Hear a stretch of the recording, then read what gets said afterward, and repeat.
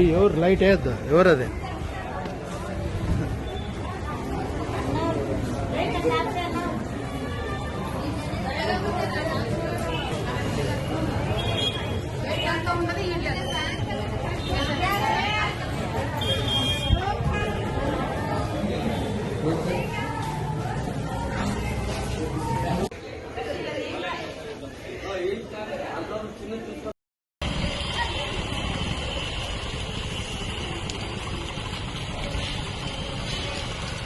ఆసుపత్రిలో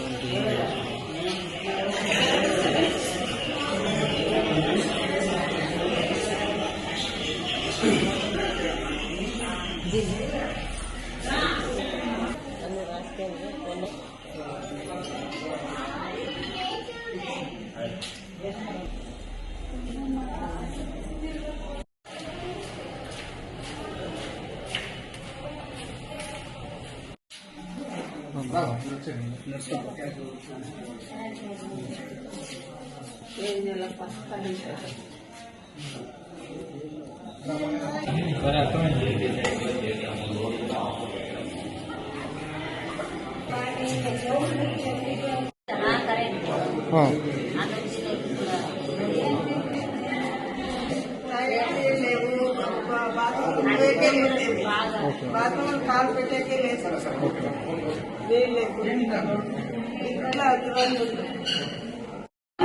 సార్ అమ్మాయికి ఎక్కడ ఎట్లా ముగ్గులు అన్న పిల్లలు పని పిల్లలు బాత్రూమ్ లో అట్లే ఉన్నాయి. బాత్రూమ్ అదే కరెంట్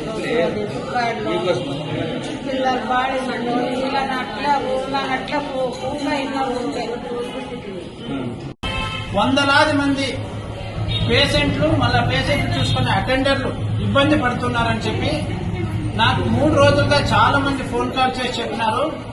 ఈరోజు నిన్న నైట్ నేను వచ్చిపోయినాను, ప్రాబ్లం సాల్వ్ అవుతుందన్నారని చెప్పి దీన్ని ఎందుకు మనం అనవసరంగా రాద్ధాంతం చేయాలని చెప్పి నేను వెయిట్ చేశాను.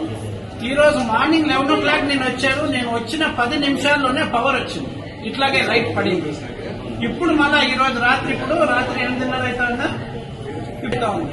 నేను ఇప్పుడు వచ్చాము, ఇప్పుడు వచ్చిన 10 నిమిషాలకే మళ్ళా లైట్ వచ్చింది. అంటే ఎవరైనా బాధ్యతాయుతంగా వచ్చి ఏం జరుగుతుందని అడిగినప్పుడు మాత్రమే ఏమన్నా ఇన్వర్టర్ యూజ్ చేసో లేదా డీజీ యూజ్ చేసో పవర్ వచ్చిందంటే చేస్తున్నారేమో అనే ఒక అనుమానం కూడా కలుగుతా ఉంది. ఎన్నోసార్లు పవర్ సప్లై లేకపోవడం వల్ల, ఆక్సిజన్ సప్లై లేకపోవడం వల్ల ఎంతో మంది పేషెంట్లు ఎన్నో చోట్ల చనిపోయిన విషయాలు మనందరికీ తెలిసిన విషయమే. ఇక్కడ పవర్ సప్లై లేకపోవడం వల్ల ఏమైనా ఎమర్జెన్సీ ఒక ఆపరేషన్ చేయాలంటే ఏం జరుగుతుందో ప్రాణానికి విలువ లేకుండా పోతుంది, ప్రాణాలు పోయే ఛాన్సెస్ కూడా ఉంటాయి. కాబట్టి ఏం జరిగింది అని చెప్పి ఈరోజు ఎవరైతే సూపరింటెండెంట్ గారు ఉన్నారో డాక్టర్ మేరీ గారికి ఫోన్ చేస్తే సూపరింటెండెంట్ మేడం ఏం చెప్పారు, నేను లీవ్ లో ఉన్నానండి అన్నారు. Day before yesterday she was on duty, today she is on leave it seems. Okay, అలా చెప్పినారు. మేడం లీవ్ లో ఉన్నారు, సరే ఏం జరుగుతుంది? ఇంత పెద్ద 100 పడకల ఆసుపత్రికి డీజిల్ లేకపోవడం ఎవరి వల్ల ఇట్లా జరుగుతుందంటే, ఎవరో ఒక వ్యక్తి, ఒక పెద్ద మనిషి డీజిల్ జనరేటర్ గిఫ్ట్ గా ఇచ్చారు. అలాగే హాస్పిటల్లో జనరేటర్ కూడా ఉంది, ఇన్వర్టర్ కూడా ఉన్నాయి. అన్ని పని చేయకుండా పోయినాయంట. అన్ని ఒక్కసారి పని చేయకుండా పోతాయా అంటే లేదండి, ఎవరో ఒక పెద్ద ఆయన ఒక జనరేటర్ ఇచ్చాడు, 4.5 లక్షలు పెండింగ్ ఉందంట జనరేటర్. పెద్ద మనిషి ఇవ్వలేదంట. దానివల్ల ఆ జనరేటర్ కూడా వాళ్ళు వచ్చి కంపెనీ వాళ్ళు ఆపరేట్ చేయట్లేదు. మళ్ళా ఇన్వర్టర్స్ ఏమైతే ఉన్నాయో ఆ ఇన్వర్టర్స్ కూడా వర్కింగ్ కండిషన్ లో లేవు అని చెప్తే సూపరింటెండెంట్ గారు సమాధానం ఇస్తున్నారు. రాయదుర్గం ప్రభుత్వ ఆసుపత్రి సూపరింటెండెంట్ గారు